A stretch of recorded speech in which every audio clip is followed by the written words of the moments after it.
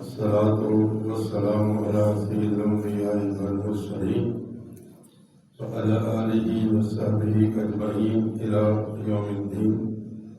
أعوذ بالله السميع العليم من الشيطان الرجيم. بسم الله الرحمن الرحيم.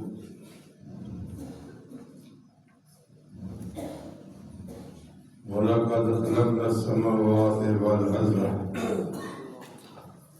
اللہ فرما رہے ہیں وَلَقَدْ خَلَقْنَا السَّمَاوَاتِ، البتہ تحقیق ہم نے پیدا کیا آسمانوں کو اور زمین کو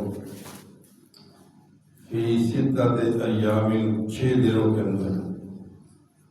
زمین اور آسمان اور بینہما، جو ان دونوں کے درمیان ہے، وَمَسَّنَا مِن لُغُوبٍ، اور ان کو بنانا ہمیں تھکا نہیں سکا، تھکے نہیں ہیں. زمین و آسمان کے بنانے میں اللہ تعالیٰ میں تھکاوٹ نہیں ہوئی. بدیع السماوات والارض، زمین و آسمان کو پیدا کرنا 6 دنوں کے اندر. ثم استوى علی العرش، پھر عرش پر مستوی اللہ ہو گیا. وسع کرسی السماوات والارض، وسیع ہے اس کی کرسی زمین و آسمان سے بڑی ہے، یعنی علم. اہل سیر نے لکھا اس کا علم زمین و آسمان سے بڑا ہے. اس کے بعد فرمایا جو اوپر عرش ہے، کرسی کو پانی ہے، پانی کے اوپر عرش ہے، پانی کے پوری دنیا کے اوپر پانی ہے، پھر عرش ہے اوپر، بالا مستوی ہے. لوگ حیران کے پانی کے اوپر کس طرح ساری دنیا میں پانی ہے. جب بارش ہوتی ہے پانی کہاں سے آتا ہے؟ اوپر سے آتا ہے، نیچے تو نہیں آتا. لوگ معلوم ہے، ہمیں ماننا پڑے گا. پھر ہمارا یہ جو ان دونوں کے درمیان ہے، آسمان اور زمین ہے، پہاڑ، سمندر، دریا، حجر، شجر، رند پرند، اس کے درمیان ہے.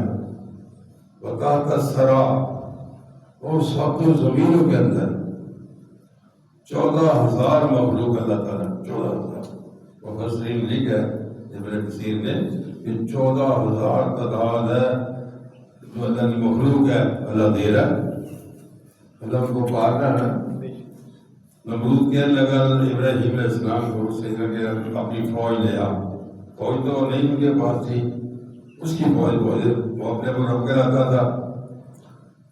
اللہ سے دعا کی یا باری تعالیٰ یہ فوج مانگ رہا ہے، دے دے فوج.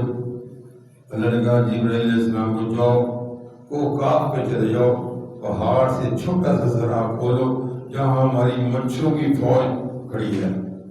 چھوٹا سراغ کھولا. آپ نے شاید مکڑی نہیں دیکھی، جب مکڑی آتی ہے علاقوں کے اندر لاکھوں کی تعداد میں بڑی بڑی فصل باہر کر جاتی تھی.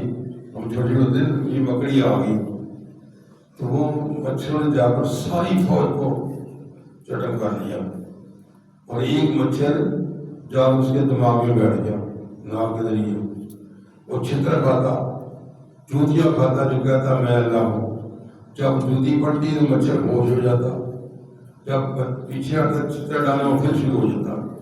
یہ ہے اللہ کے ساتھ مقابلہ کرنے والوں کی سزا. جو اللہ کے ساتھ مقابلہ کرتے ہیں ان کا یہی حال ہوتا ہے. فرعون نے کیا، قارون نے کیا، کچھ نہیں کرا. جو مان گیا وہ مان گیا. بارش کی مثال دیتے ہیں کہ بارش جب برستی ہے نا، زرخیز زمین پر فصلیں اگتی ہیں، درخت اگتے ہیں پھلدار، لیکن ساتھ کلر والی زمین ہوتی ہے نا، وہاں گھاس پھوس اگتا ہے. پانی وہی ہوتا ہے، بارش کا پانی وہی ہوتا ہے. زرخیز میں فصلیں اگتی ہیں اور جو زرخیز مٹی نہیں ہوتی. یہی قرآن کا مسئلہ ہے. جو دل اس کو قبول کر لیتے ہیں وہ ابو بکر و عثمان بنتے ہیں، اور جو نہیں مانتے وہ ابو جہل بنتے ہیں. وہاں مکی کا پڑھا جاتا قرآن پاک سن کے کئی صحابہ بن گئے، کئی جہنمی چلے گئے. قرآن یہی ہے. اس کو جو اچھا دل ہوتا ہے قبول کر لیتا ہے، تو اس کا نہیں ہوتا. قرآن مسئلہ کر رہے تھے کہ جو آدمی اپنے ہاتھوں سے لکھ کر کہتا ہے یہ اللہ کی طرف سے ہے، وہ جہنمی ہے. یعنی جو حق کو چھپاتا ہے اور جو حق کو سن کر بھاگ جاتا ہے وہ کیا ہے جی؟ حق کو چھپانے والا عالم یا کوئی بھی مولوی مقبول ہو وہ جہنمی ہے، اور جو حق قرآن کو سن کر بھاگ جاتا ہے وہ کیا ہے؟ اس کے بارے میں فتویٰ رہتے ہی نا، بیٹھے رہتے ہیں اب لگی ہوئی اللہ اس کو سن لو، اللہ کا قرآن کبھی قرآن کو کاٹ نہ کرو۔ کاٹ کیا ہوتی ہے؟ من اعرض عن ذکری، جو اس سے منہ پھیر لے، فإنه معیشۃ ضنکا، ہم اس کی گزران کم کر دیتے ہیں۔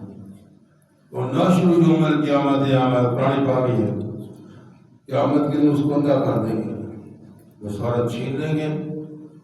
تو کہتا نماح شرطنی آمال تم تو بصیر اللہ، میں تو دیکھتا تھا اکھاں سن میریاں ان کے نہ کرتے میرے خدا کا عادت کا آیات ہونا، میرا قرآن تیرے پاس آیا فنسیتہا، تو نے بھلا دیا، تو کذالک الیوم تنسیٰ، آج میں نے تجھے بھلا دیا۔